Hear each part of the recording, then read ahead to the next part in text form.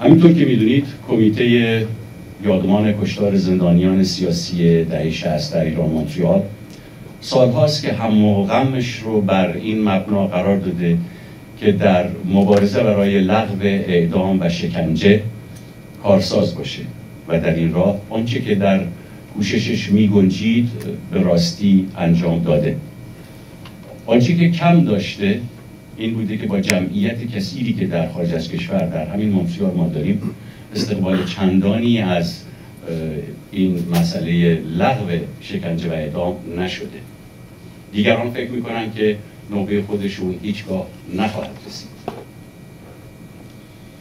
در این قسمت از برنامه دوست گرامی و صادقی داریم که همیشه با ما بوده از دور، دکتر عزت مصلانژاد.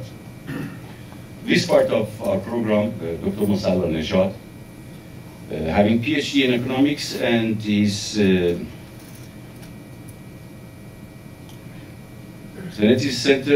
Canadian Center for Victims of Torture in Iran, or in total, in general, and also he works as for the trauma consultant, policy analyst and researcher, and he is a former political prisoner in the Shah's regime.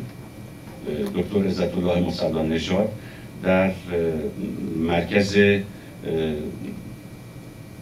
مطالعه برای قربانیان شکنجه کار میکنه، در تورنتو هستن ایشون و همینطور آنالیست هستن و محقق در مورد تراما و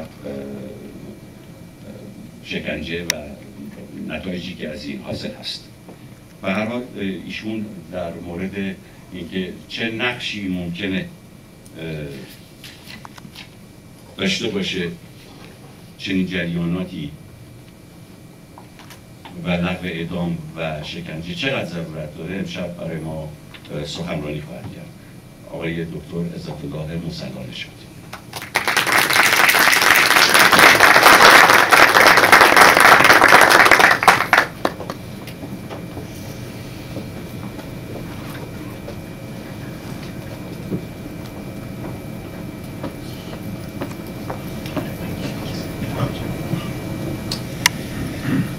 Thank you very much for inviting me. I feel proud to be among you, and I do hope that together we start a journey. It's not a pleasant journey, unfortunately. I'm not here to speak about meadows, forests, flowers, rose garden, streams. I am going to take you deep inside the hell. There is a saying that torture is hell, and don't tell anybody hell is the torture chamber of God. And entering hell needs lots of courage. Please be strong and steadfast, and let us start the journey. In the year 2000, I attended international conference on war-affected children. I met with General Romeo Dallaire, and I told him that I spent 3 weeks in Rwanda in 1996 and visited 7 cities, including the sites of genocide. And then I asked General Dallaire to introduce me to the head of Rwandan delegation. She introduced me to the Minister of Social Affairs of Rwanda, who was one of the dignitaries attending the conference. I told the lady minister, you have suffered. You have gone through genocide. You have had lots of losses. Please go to your cabinet and urge for the abolition of capital punishment, for the abolition of death penalty. In this way, you will send a strong message to the world that we are not going to respond to violence, but by another kind of violence. We are not going with a culture of retribution and revenge. We are forgiveful, and we want peace, and we are going to have a peaceful world. She said, I agree with you. I'm a gynecologist. I have done my best to give life to people. I'm not for death, because the right to life is the right that is not given by anybody. It is inherent and natural right of every human person. But I'm dealing with lots of ministers and generals and people who are raged by the experience of genocide. I don't know how far I will be successful, but definitely I will take your message to the cabinet. And today, I'm standing before you. I'm very happy that in 2007, Rwanda joined abolitionist states, and death penalty is absolutely abolished in Rwanda. Now, I'm going to speak about torture and death penalty, and similarities of these two atrocious and tragic practices that are prevalent all over the world. First, what is torture?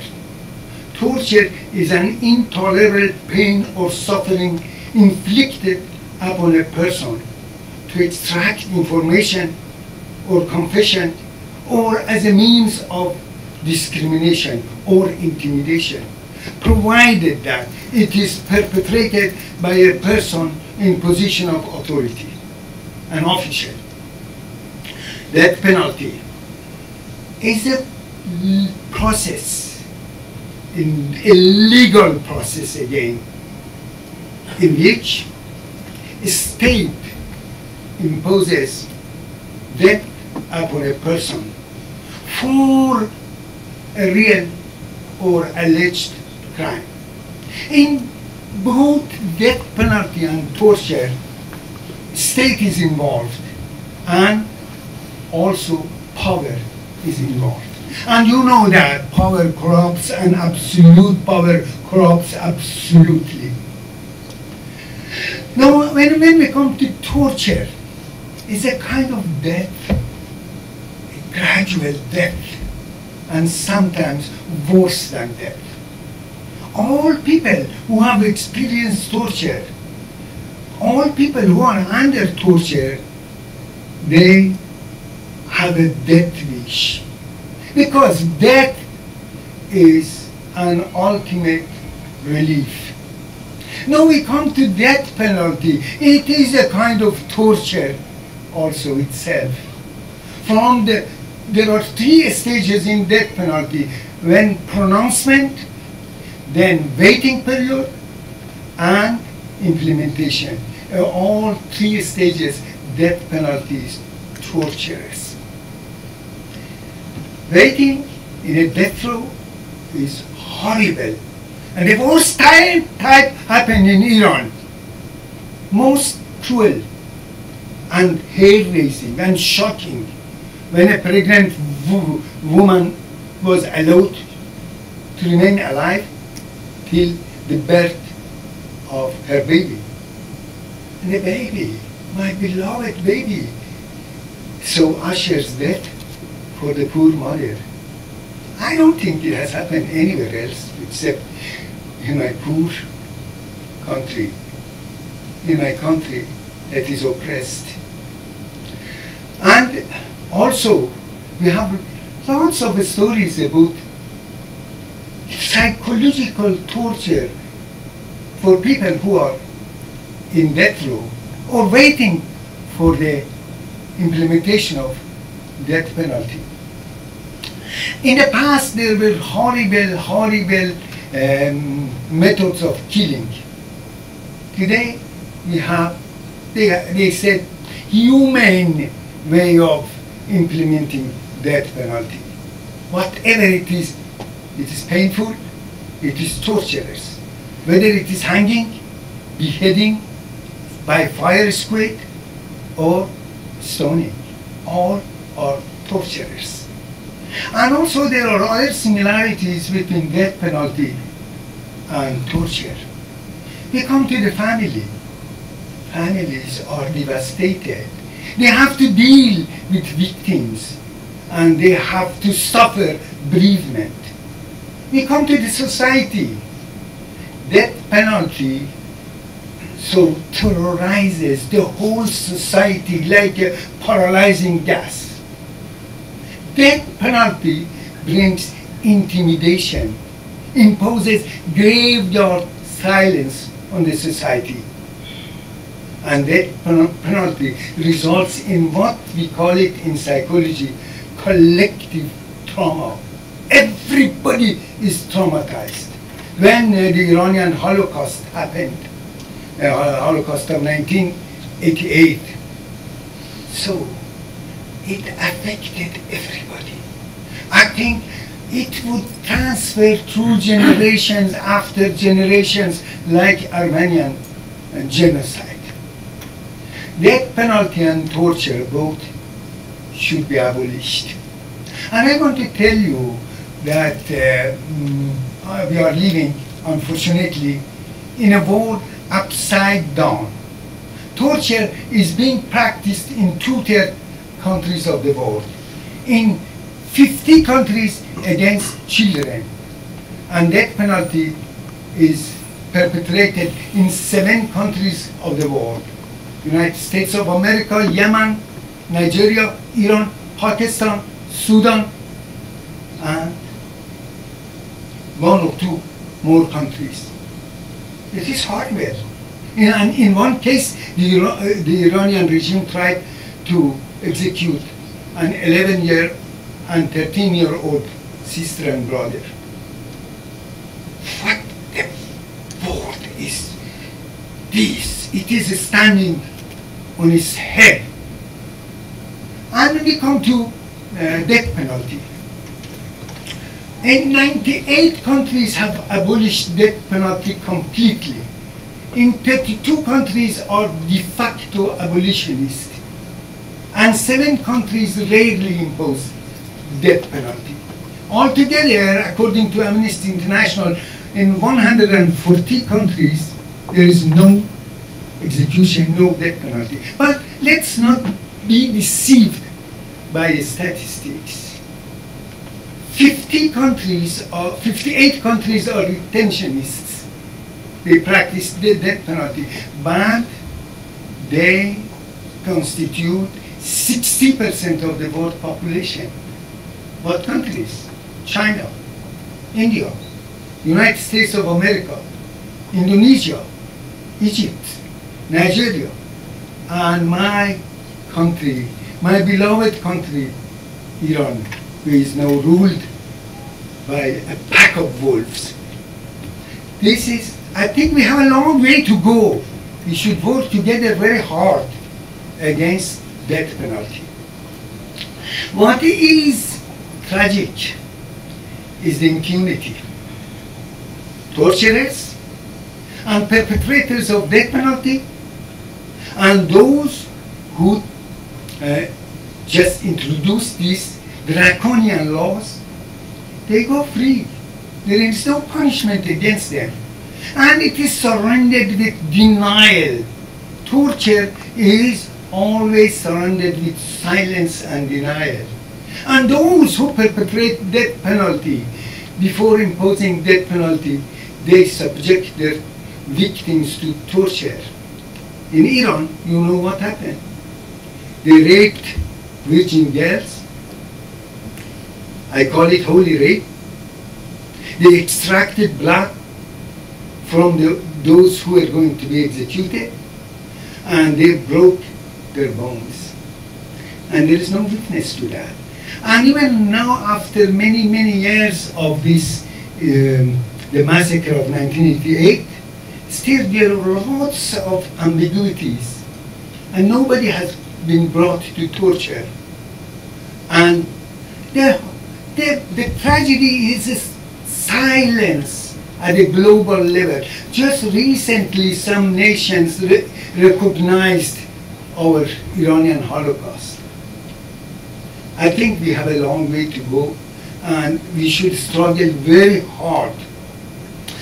Another thing that I want to tell you is about torture and death penalty in international law. According to Article 2 of the Convention Against Torture, torture is strictly prohibited, absolutely prohibited. Under no circumstances torture is allowed. There is no areas in international law with so many conventions, covenants, with resolutions, declaration than we have against torture. Still, torture is widely practiced. Now about death penalty.